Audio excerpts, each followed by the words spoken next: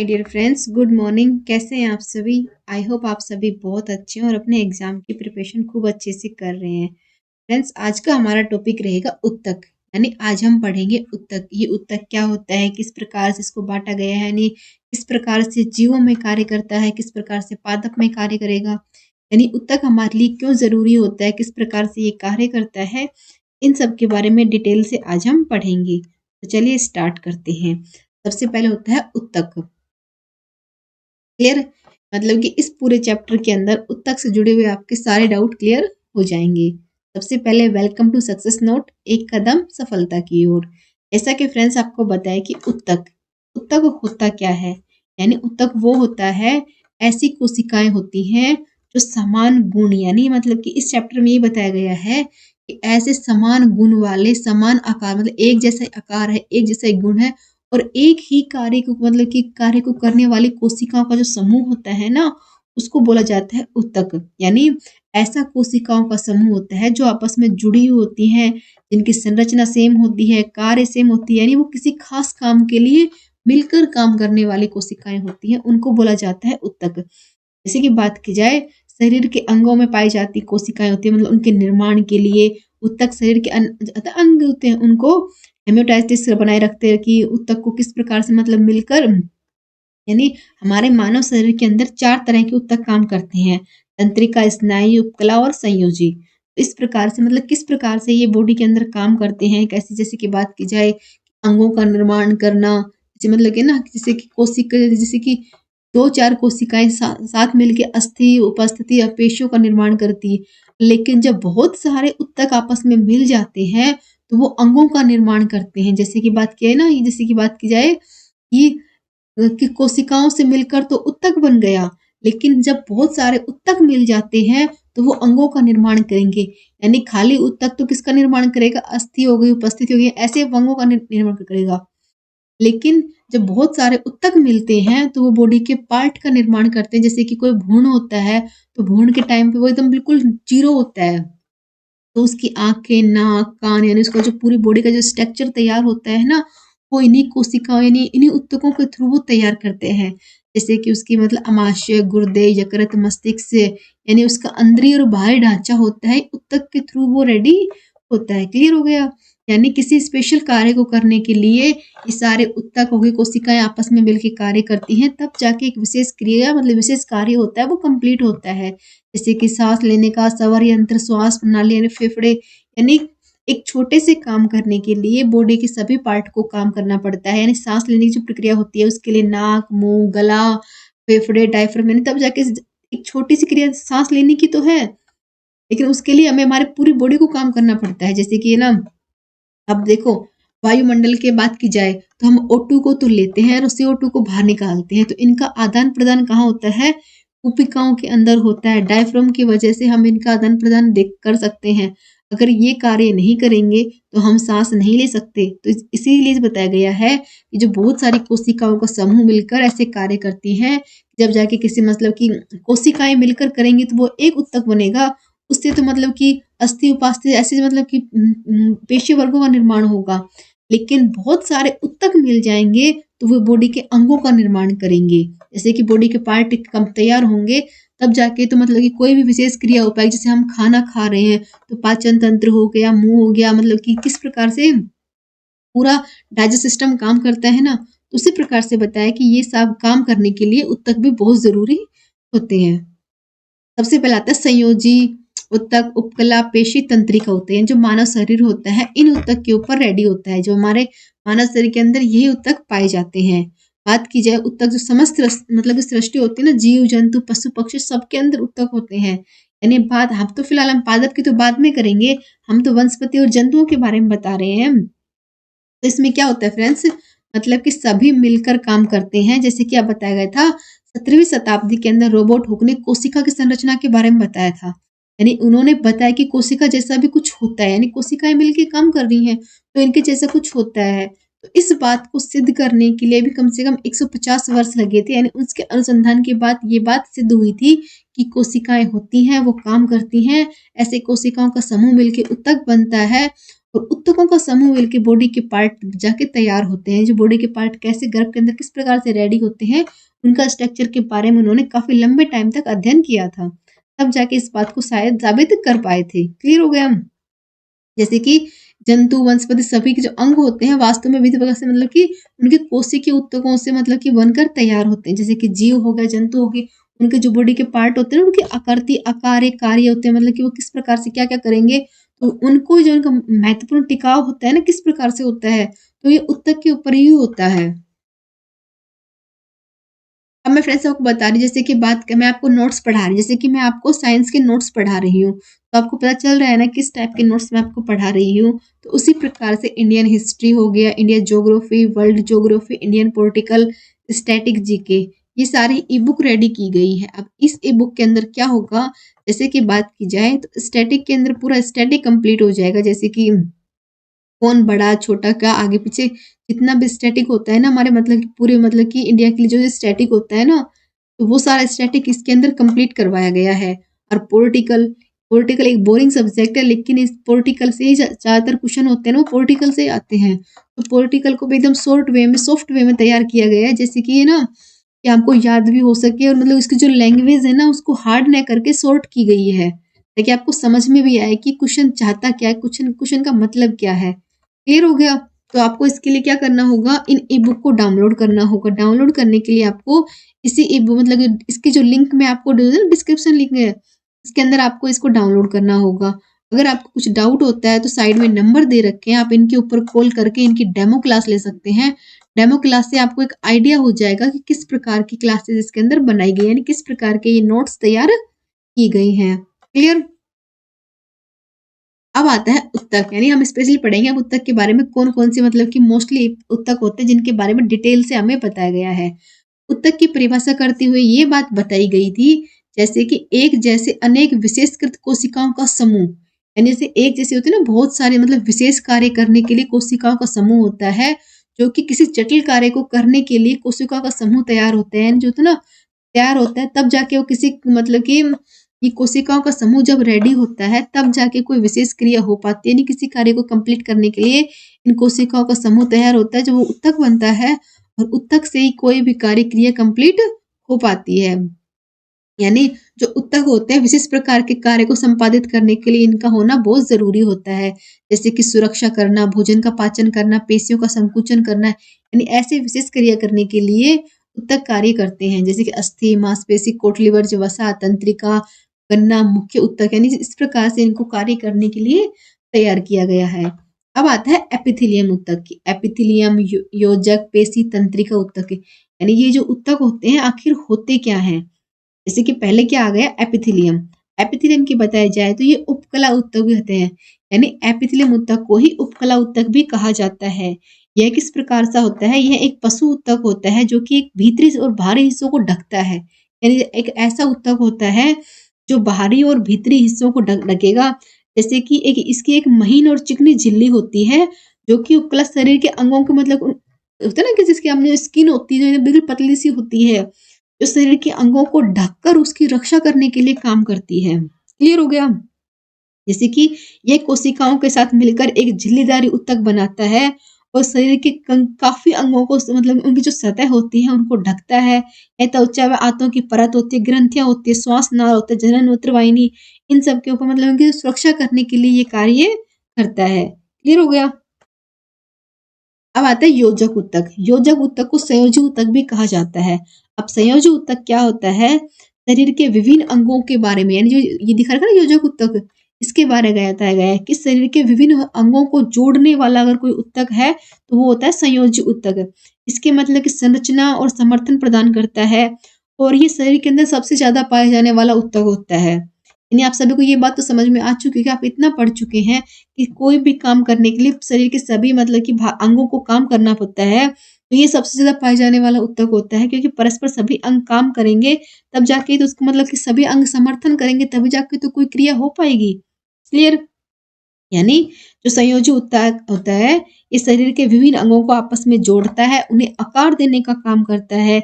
ये कोमल जो हमारे जो सॉफ्ट अंग होते हैं ना उनकी रक्षा करता है, और ये मतलब कि शरीर के सभी अंगों में पाया जाता है। क्लियर हो गया? अब आता है पेशीय ऊतक। पेशीय ऊतक क्या होता है? ये ऊतक ऐसा होता है कि शरीर के उन ऊतकों को कहते हैं जिनमें पेशियां बनती हैं।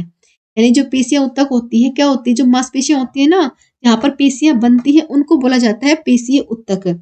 ऐसे ऊतक होते हैं जो कि कोशिकाओं की लंबी बेलनाकार होती है, यानी संकुचन की क्षमता रखती हैं, उनको बोला जाता है पेशीय ऊतक। जैसे ऐसे अंग होते हैं जो गति करते हैं, क्योंकि मांसपेशी ऊतक भी जिनको कहा जाता है, पेशी ऊतक को ही मांसपेशी ऊतक भी कहा जाता है। क्लियर? ये जो पेशी ऊतक होते हैं बहुत सॉफ्ट होते हैं, रक्त वाहिकाओं में अच्छी तरह से कार्य करते हैं, एकदम से मतलब कि स्वतः कार्य करने वाले होते हैं। अब आता है तंत्रिका ऊतक। तंत्रिका ऊतक क्या होता है? तंत्रिका ऊतक में होता है कि तंत्रिका का मुख्य ऊतक क्या होता है? रीढ़ की हड्डी, मस्तिष्क तंत्रिकाओं को बनाता है। जो है ना तंत्रिका ऊतक होता है, क्या काम करेगा? मस्तिष्क हो गया, रीढ़ की हड्डी होगी, जो तंत्रिका होती है इनको बनाने का काम करता है, जो कि एक संवेदन मोटर आवेग, मतलब कुछ भी मैसेज हो गया इनको ना आने जाने के लिए कार्य में रास्ता बनाएगा, उनको मतलब कि तुरंत फास्ट फॉरवर्डिंग का काम करेगा। क्लियर? मतलब तंत्रिका ऊतक के अंदर न्यूरॉन्स, गिलसोल कोशिकाएं पाई जाती हैं, जो कि मतलब जो भी कोई आवेग होता है ना उसको संचार करने में मतलब कि ये सपोर्ट करती हैं। क्लियर हो गया? यानी हमारी बॉडी के अंदर जो संचार की जो सुविधा होती है उसको मतलब कि ज़्यादा तेज़ करने, यानी जो मतलब कि कोई भी मैसेज हो गया शरीर के एक हिस्से से दूसरे हिस्से में भेजने के लिए तंत्रिका ऊतक काम करता है। समझ में? यानी ये बात आपको एकदम समझ में आ गई कि जैसे हमने कुछ भी देखा है, सुना है, मतलब उसके बारे में फास्ट फॉरवर्डिंग का काम कौन करेगा? वो तंत्रिका ऊतक करेगी, क्योंकि सभी अंगों में हमारे ऊतक मौजूद होते हैं। अब हम पढ़ेंगे डिटेल से कि एपिथेलियम ऊतक होता क्या है। तो एपिथेलियम ऊतक के बारे में बताइए कि एपिथेलियम ऊतक होता है, कभी कभार आवरक, रेखीय आवरक ऊतक भी कहा जाता है। यानी एपिथेलियम ऊतक को आवरक या फिर रेखीय ऊतक भी कहा जाता है। जैसे मैंने स्किन के लिए होते हैं, जैसे कि मैंने आपको अभी भी बताया था, जैसे कि ऐसे होते हैं जो कि बाहरी हिस्सों को ढकने का काम करते हैं। क्लियर? यानी ये बाहरी और मतलब अंदर और बाहर दोनों के ढकने का काम करते हैं। जैसे कि हमारी त्वचा हो गई, मतलब पाचन नली के अंदर और बाहर दोनों तरह से ये काम करेगा। यानी हमारे जो शरीर के अंग होते हैं उनकी रक्षा करने के लिए एपिथेलियम ऊतक काम करता है। क्लियर हो गया? इसके बारे में अगर इम्पोर्टेंट बताऊं तो इम्पोर्टेंट क्या हो जाएगा? ये एक ऐसा ऊतक होता है शरीर के अन्य कोशिकाओं द्वारा स्रावित होकर उसका जो रस द्रव होता है ना उसका चूषण तरलों से श्रावण से उत्सर्जन करता है। जैसे कि गर्भ में कोई भ्रूण होता है तो उसकी प्राण प्रतिष्ठा से लेकर उसके पूरे अंगों का निर्माण करने का जो कार्य किसमें होता है? वो एपिथेलियम ऊतक की वजह से ही होता है। जैसे कि कोई मतलब कि गर्भ के अंदर कोई भ्रूण हो गया तो उसके अंदर जो प्राण प्रतिष्ठा होगी, उसके जैसे पूरे बॉडी के मतलब अंदर और बाहर के सभी अंग बनेंगे, तो वो अंग किस प्रकार से बनेंगे? एपिथेलियम ऊतक की वजह से बनेंगे। जैसे उसके अंग अंग से आप ये समझ सकते हैं कि पूरी बॉडी का मतलब आँख, नाक, कान, उँगली, मतलब कि अंदरूनी और बाहरी सभी अंगों का निर्माण करने के लिए एपिथेलियम ऊतक बहुत ज़रूरी होता है। यानी बात की जाए तो योजक इन्हें आधारक ऊतक भी कहा जाता है। ये मतलब कि पूरी बॉडी का आधार होता है, इसलिए इसको आधारक ऊतक भी कहा जाता है। यानी इस प्रकार के ऐसे ऊतक होते हैं जो बीच में रिक्त स्थान भरते हुए शरीर के मतलब विभिन्न अंग होते हैं ना उनको मिला मिला के आपस में जोड़ते हुए कार्य करते हैं। क्लियर? यानी एक आधारशिला को तैयार करने के लिए एपिथेलियम ऊतक ही जिम्मेवार होता है। अब आता है अवकाशीय ऊतक। अवकाशीय ऊतक क्या होता है फ्रेंड्स? अवकाशीय ऊतक से आप ये समझ लीजिए, ये ऐसे ऊतक होते हैं जो कि एक विशेष प्रकार के अंतरकोशीय पदार्थ और मैट्रिक्स में पाया जाता है। ये पदार्थ इन कोशिकाओं द्वारा उत्पन्न मतलब जो इन कोशिकाओं से जो उत्पन्न होता है ना उसको बहुत दृढ़ बनाता है। योजक ऊतक के द्वारा संगठित न होकर ये बिखरा होता है। जैसे कि योजक ऊतक होता है ना वो पूरे जो शरीर के अंग होते हैं, जैसे कोई भी क्रिया करते हैं तो आपस में सारे शरीर के अंग मिलकर कार्य करते हैं, तो ये उसकी वजह से उसका जैसा न होकर उससे बिल्कुल बिखरा हुआ रहता है, एकदम खिंडा-खिंडा रहता है। क्लियर? ये ऐसी कोशिकाएं होती हैं जो कि सजीव और किंतु मैट्रिक्स निर्जीव में होता है। यानी इनकी कोशिकाएं सजीव में होती हैं या जो मैट्रिक्स होता है वो निर्जीव के अंदर होता है। तो ये निर्जीव पदार्थ से अन्य जो होता है अन्य ऊतक होते हैं उनके साथ परस्पर बंधे होते हैं। यानी जो निर्जीव पदार्थ होते हैं उनके अंदर ये मतलब कि परस्पर बंधे होते हैं और इन कोशिकाओं की उत्पत्ति भ्रूण के मैकमाइसी कोशिकाओं के लिए जिम्मेवार होती हैं, जिससे बारीक जीव द्रव परत उगे होते हैं, जैसे कि आपको चित्र के अंदर दिखाई दे रहे हैं। ये अवकाशीय ऊतक क्या होते हैं? ये मतलब कि इनके मतलब कि अंतरकोशीय पदार्थ में भी पाया जाएगा और मैट्रिक्स में पाया जाएगा। कहीं पर सजीव अवस्था में पाया जाएगा तो कहीं पर निर्जीव में पाएगा जाएगा।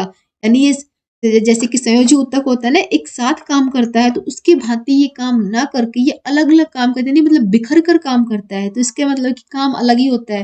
जैसे कि कोई भी हमारी बॉडी काम करती है, तो मतलब कि साथ में काम करेगी तो सभी पार्ट को काम करना होगा, तो ये सभी साथ के सबके साथ न करके सजीव और निर्जीव में अलग-अलग तरीके से ये करते हैं। अब आता है तांतव ऊतक, इनको पेशी ऊतक भी कहा जाता है, यानी जैसे कि शरीर के उन ऊतक को कहते हैं जहाँ पर पेशियाँ बनती हैं। क्लियर हो गया? जैसे कि ऐसे ऊतक होते हैं जो कि जिनकी कोशिकाएँ लंबी होती है, बेलनाकार होती हैं और संकुचन की क्षमता रखती है। जैसे कि वो तत्काल सिकुड़ जाती हैं। क्लियर? यानी ऐसी कोशिकाएँ भी होती हैं, ऐसी पेशियाँ होती हैं जिनके अंदर संकुचन की क्षमता पाई जाती है, जिनसे जिससे कि हमारे से अंग मतलब जो अंग हैं वो गति करते हैं ना, तो वो इसी की वजह से गति कर पाते हैं। और पेशी ऊतक को मांसपेशी ऊतक भी कहा जाता है। जैसे कि बात की जाए, जैसे कि ये बहुत सॉफ्ट होते हैं, रक्त वाहिका अच्छी होती है। जैसे कि ये ना, ये छिद्र को खोलना, बंद करना, गुहा चौड़ा-संकरा करना, यानी परिस्थिति अनुकूल उनका ढलना होता है इनका। इस प्रकार से इनको बाँटा गया है। जैसे कि बात की जाए, जो पेशी ऊतक किस प्रकार से किए गए हैं? पेशी ऊतक का निर्माण में पेशी का निर्माण होता है, ऐसी कोशिकाओं द्वारा इसका होता है। जैसे कि बात की जाए, आवश्यकता पड़ने पर ये तत्काल सिकुड़ जाती हैं। ये कोशिकाएँ लंबे रेशों की आकृति की होती हैं और उत्तेजना प्राप्त करने में किसी भी दिशा होती है उसके अंदर ये मुड़ जाती हैं और पेशी कोशिका श्रवण नहीं कर सकती। ये सिर्फ संयोजी ऊतक द्वारा परस्पर जुड़ी होती है। ये इनका खुद का कोई श्रवण नहीं होता। ये सिर्फ है ना, उधर से कनेक्टिव ऊतक होता है, उसके साथ परस्पर जुड़ी हुई होती हैं। ये 3 प्रकार की होती है। बात की जाए तो स्तरित, अनस्तरित और हार्दिक। क्लियर है? 3 प्रकार से इनको बाँटा गया है। स्थित ऊतक में कहते हैं ये स्वैच्छिक होती है, यानी पट्टीदार कंकाली पेशी ऊतक भी होते हैं। अब स्त्री पेशी में मतलब कि बहुत लंबे होते हैं, बेलनाकार होते हैं, सर्कोलम होते हैं, नामक अतिक पति झिल्ली मतलब एक पतली सी झिल्ली के द्वारा ये आपस में जुड़े होते हैं और इनके अंदर संकुचन की क्षमता बहुत अधिक पाई जाती है, जिससे कि हमारा जो शरीर होता है वो गति करता नहीं करता है। जैसे कि आपने सुना होगा, जो मतलब कि काफ़ी तेज़ी से उड़ने वाले पंखे नहीं होते हैं, मतलब कि पंख वाले कीड़े नहीं होते हैं क्या, वो उनके उनको हार्दिक पेशी में नापा गया है। तो इसके अंदर वह ऐसी पेशियाँ होती हैं, जो शरीर को गति प्रदान करने के कार्य करती हैं। यानी कुछ भी, जैसे कोई भी कार्य हम गति से कर रहे हैं, जैसे कि इनको मांसपेशी ऊतक भी कहा जाता है, यानी तत्काल सुख, यानी मतलब कि परिस्थिति के अनुसार उसी परिस्थिति में ढलने के लिए कार्य करते हैं। क्लियर हो गया? अब आता है जालक ऊतक। जालक ऊतक किस प्रकार से बाँटा गया है फ्रेंड्स? जालक ऊतक को आप ये समझ सकते हैं, ये एक तंत्रिका ऊतक भी होता है। जैसे कि बात की जाए कि ऊतक के कमजोर क्षेत्र को मजबूत करने के लिए एक सर्जिकल उपकरण लगाया जाता है, जिसको जालक ऊतक कहा जाता है। जैसे जो कोई भी ऊतक हो गया, वो कमजोर हो गया, तो उसको मजबूत करने के लिए एक सर्जिकल उपकरण तैयार किया जाता है और इस ऊतक की मतलब कि अतिरिक्त शक्ति, मतलब कि उसको अतिरिक्त सहायता देकर, शक्ति देकर उसे मतलब कि उसकी जो है ना, जालक ऊतक, उसको सर्जिकल मेष भी कहा जाता है। किसके लिए कहा जाता है? क्योंकि उसको मतलब कि कुछ प्रॉब्लम होती है, यानी उसको वो कमज़ोर हो चुका है, तो उसको मतलब कि शक्ति देकर, सहायता देकर उसको मजबूत करने के लिए इस ऊतक का यूज़ किया जाता है। यानी जालक ऊतक को प्रत्यारोपण करने के बाद यह शरीर के साथ एकत्रित होकर काम करता है। यानी ऐसे ये इसका काम करेगा, यानी इस ऊतक का प्रत्यारोपण करने के बाद इस शरीर के सभी मतलब अंगों के साथ, ऊतकों के साथ एकत्रित होकर काम करेगा और शरीर की जो कोशिकाएँ होती हैं ना, वो जालक ऊतक के चारों ओर भीतर की ओर बढ़ती नज़र आती हैं। क्लियर हो गया? यानी ऐसी होती हैं जो कि मतलब कि शरीर की लगातार हरकतों के कारण मतलब किसी कोई घाव नहीं फटता है, कोई घाव भरने में नहीं आ रहा, फटे-फटे जा रहा है, तो उसको ठीक करने के लिए इस ऊतक का यूज़ किया जाता है। जैसे कि मैं आपको बताती हूँ, तंत्रिक ऊतक की जो होती है कोशिकाएँ होती हैं, वो अत्यंत उत्तेजनशील होती हैं। उच्चतर जंतुओं में तंत्रिका अविकसित रहता है। जैसे कि तंत्रिका जो होता है ना, ऊतक द्वारा इसका बना हुआ होता है और इस ऊतक की जो कोशिकाएँ होती हैं, इनको तंत्रिका कोशिकाएँ भी कहते हैं और ये कोशिकाएँ रेशेद्वार होती हैं और तंत्रिका से पूरे समस्त मतलब पूरी बॉडी के अंदर ये फैली रहती हैं। इनमें न्यूरॉन्स की संग्रहालय पाई जाती हैं, जो कि रेशे कोशिका द्रव द्वारा बने हुए एक पतली कोशिका झिल्ली से ढके होते हैं और कुछ रेशों की लंबाई तो 3 फुट से ज़्यादा भी होती है, 3 फुट भी होती है और ये 2 प्रकार से इनको बाँटा गया है। एक तो आएगा एक्सन और एक डेड्रैक्सन। अब एक्शन में क्या होगी, संवेदना वाली से दूर ले जाती है और डेड्राइट भारी संवेदना, यानी हमारी बॉडी में भारी मतलब कि भारी आकृति के ऊपर कुछ भी होता है तो हमें जो महसूस होता है वो डेंड्राइट की वजह से होता है, और जो मतलब कि जो बॉडी के अंदरूनी है होती है वो हो जाएगी एक्सेन की वजह से होता है। अब आता है पादप ऊतक। पादप ऊतक क्या होता है इसके बारे में आपको बताऊं कि पौधों के वे ऊतक जो विशिष्ट कार्य करते हैं। क्लियर? पादप ऊतक क्या होता है कि पौधों के वे ऊतक होते हैं जो किसी विशिष्ट कार्य को करते हैं। पौधों में ऊतक तंत्र मतलब कि पौधे के सभी अंगों को जोड़ते हैं। यानी आप समझे कि जैसे इंसान के अंग होते हैं ना, उसी प्रकार से पौधे के भी सभी अंग होते हैं, इनको आपस में जोड़ा जाता है। और पादप ऊतक दो प्रकार के होते हैं, जैसे एक तो विभज्योति हो जाएगा और एक स्थायी ऊतक हो जाएगा। क्लियर? यानी इसको दो प्रकार से इनको बांटा गया है। जैसे कि मैं आपको बताती हूँ, कोशिकाओं का ऐसा समूह जिसमें समान व असमान कोशिकाएं उत्पत्ति कार्य संरचना समान होती है। यानी कोशिकाओं का एक ऐसा समूह होता है जिसमें समान अथवा असमान कोशिकाओं की उत्पत्ति होती है, कार्य संरचना करती हैं, तो उसी को ही पादप ऊतक कहा जाता है। यानी वे ऊतक होते हैं जो विशिष्ट कार्य करते हैं, जैसे कि उसकी अंगों की ग्रोथ करना। एक पेड़ होता है तो पेड़ के लिए मतलब कि ये थोड़ा होता है कि पेड़ लगाया और उग गया, उसकी पेड़ पत्ती जड़ तने ऐसे इसकी जो ग्रोथ होती है ना, उसके जो अंगों का विकास होता है वो सब आते हैं पादप ऊतक के अंदर। इसको टू टाइप से बांटा गया है, एक तो विभज्योति ऊतक हो जाएगा, एक स्थायी ऊतक हो जाएगा।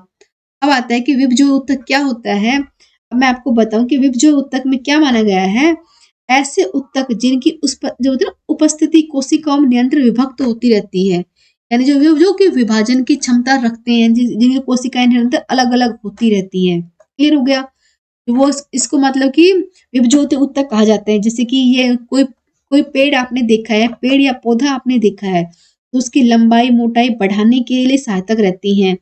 और विभज्योति ऊतक केवल वृद्धि वाले भागों में मतलब मिलेगा।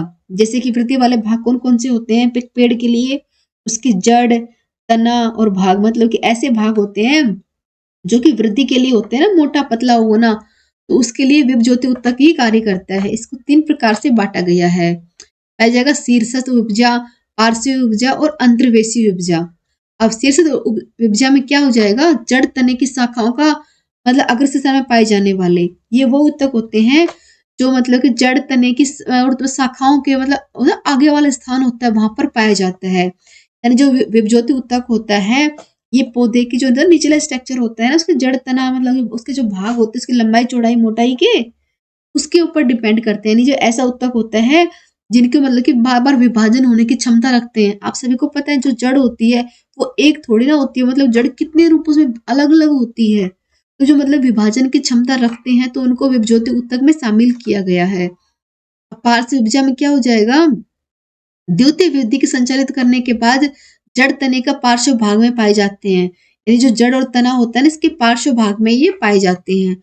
अंतर्वेशी विभजा क्या होता है, इसमें तिरछी पट्टीदार रूप में शीर्ष मतलब प्रभाजी ऊतक के नीचे पाए जाते हैं, जो कि शीर्ष प्रभाजी ऊतक के शेष बचा हुआ भाग यानी तने पौधे का वो भाग जो उसकी लंबाई को वृद्धि करता है।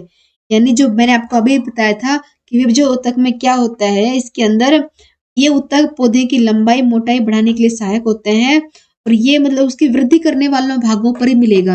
यानी उस भाग के ऊपर विभज्य ऊतक मिलेगा जहां पर उनकी ग्रोथ होती हो। जैसे कि एक तो उसकी लंबाई बढ़ रही है, एक उसकी मोटाई बढ़ रही है, एक उसकी जड़ें बढ़ रही है, तना बढ़ रही है, तो ऐसी जगह के ऊपर विभज्योति ऊतक पाया जाएगा। क्लियर हो गया? अब नेक्स्ट आएगा स्थायी ऊतक। स्थायी ऊतक से आप क्या समझ सकते हैं फ्रेंड्स? स्थायी ऊतक क्या होते हैं, वे ऊतक जिनमें विभाजन की क्षमता नहीं होती, यानी ये उस जगह पे पाया जाएगा, यानी जीवित एवं मृत कोशिकाओं का समूह जहां पर विभाजित की क्षमता खो जाते हैं। यानी एक ऐसा समूह, ऐसी कोशिकाओं का समूह होता है जहां पर विभाजित होने की कोई क्षमता ही नहीं होती, वो अपनी क्षमता खो जाते नहीं, वो मतलब कि अलग हो ही नहीं सकते, उनको बोला जाता है स्थायी ऊतक। ये ऊतक ऐसे होते हैं जो कि विभेदन से गुजर चुके होते हैं।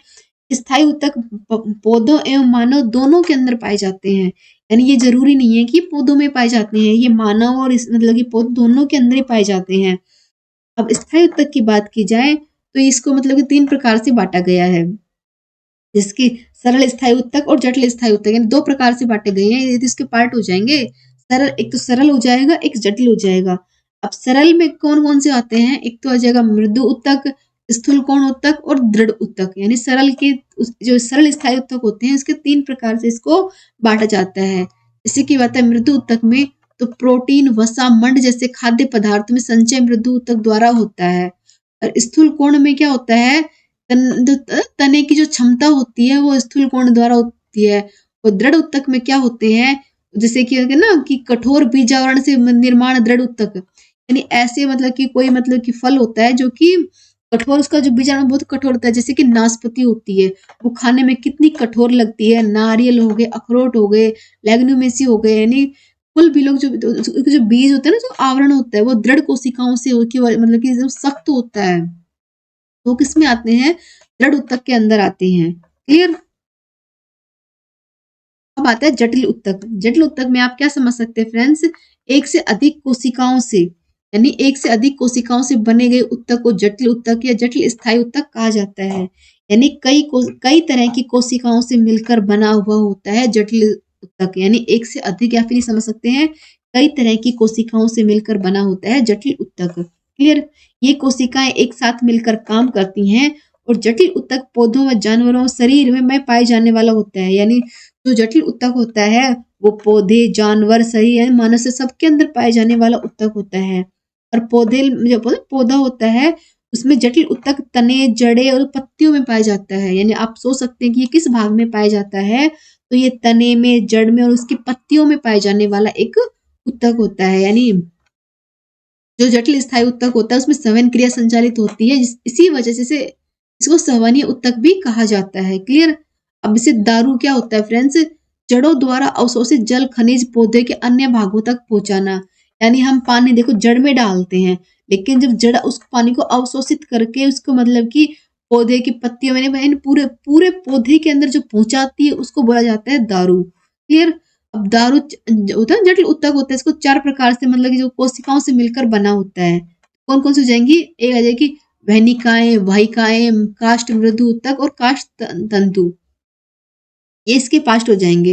होता है अधोवाही उत्तक। अब अधोवाही उत्तक क्या होता है फ्रेंड्स, आप ये समझ सकते हैं, ये घुलनशील अवस्था में पौधे के हर भागों में निर्मित भोज्य पदार्थों का संवहन से विभिन्न भागों में करते हैं, जिनको अवरोधी ब्लास्ट कहते हैं।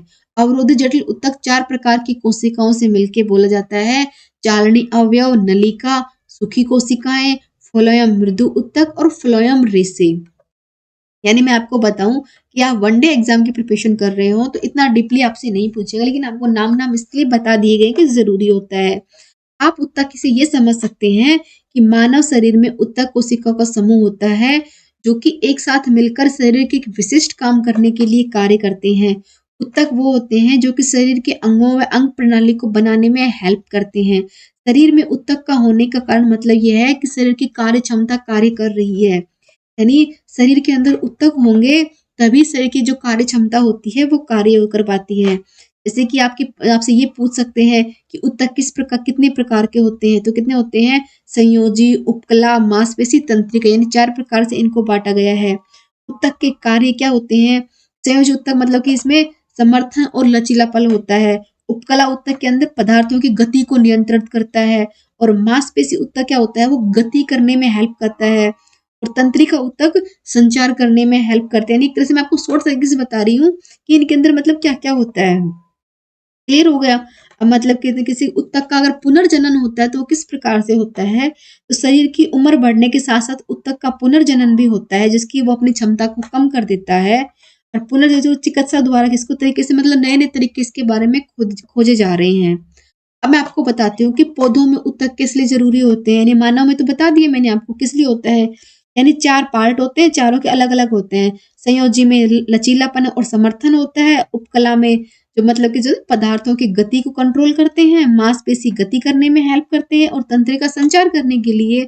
उसी प्रकार पौधों में उत्तक क्या काम करते हैं, जैसे पौधे की जो अंग होते हैं, पौधे के सभी अंगों को शक्ति प्रदान करने के लिए पौधों में उत्तक होना बहुत जरूरी होते हैं। पौधे की वृद्धि करने में हेल्प करते हैं। प्रकाश संश्लेषण जैसे जैसे जो जैविक प्रक्रिया होती है ना, उन सब के लिए हेल्प करता है। पौधे के लिए उत्तक बहुत जरूरी होते हैं। क्लियर। जैसे कि पौधे से कि हमारी ग्रोथ होती है उसी प्रकार से पौधों की ग्रोथ होती है, तो उसके लिए उत्तक बहुत ज्यादा जरूरी होते हैं।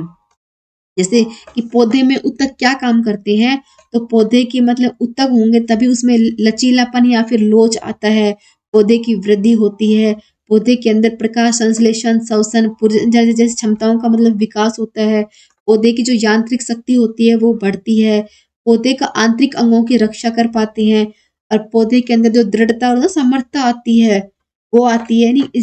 जैसे पौधा हो गया, कोई फल एकदम हार्ड मतलब कठोर होता है, कोई एकदम सॉफ्ट होता है, कोई किस प्रकार से होता है, कोई किस किस प्रकार का होता है, वो सब किस प्रकार से होते हैं, तो ये सब उत्तक की वजह से होते हैं। क्लियर हो गया? यानी अब आपके उत्तक से कोई क्लियर नहीं होगा, मैंने आपको शॉर्ट तरीके से बता दिया कि मनुष्य में उत्तक किस प्रकार से होते हैं और पौधों में उत्तक किस प्रकार से होते हैं। क्लियर हो गया? अब हमारा कल का टॉपिक फ्रेंड्स क्या होगा, वो होगा ग्रंथियां।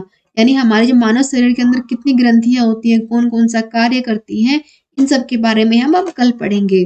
आई होप कि आप सबको ये वीडियो अच्छी लगी होगी, तो प्लीज़ अपना फीडबैक दें, लाइक शेयर सब्सक्राइब करें, और हाँ, ई बुक को ज़रूर डाउनलोड करें। कुछ प्रॉब्लम होती है तो कॉल करके उसे क्लियर करें। Thank you.